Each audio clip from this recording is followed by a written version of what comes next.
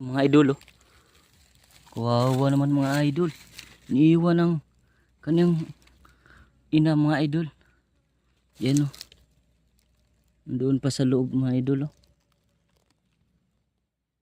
Kawawa talaga mga idol, oh. Nilayasan ng yan. Ano mga idol? Ano mga yan mga idol, oh. Kawawa mga idol. Ano mga idol, patayin natin to. Kawawa na rin yung patayin natin to.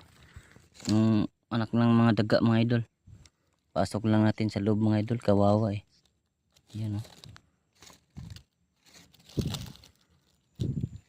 Kawawa talaga mga idol, oh. Yan. Ang dami mga idol.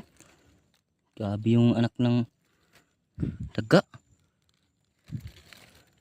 Dami, oh. Tulog na tulog.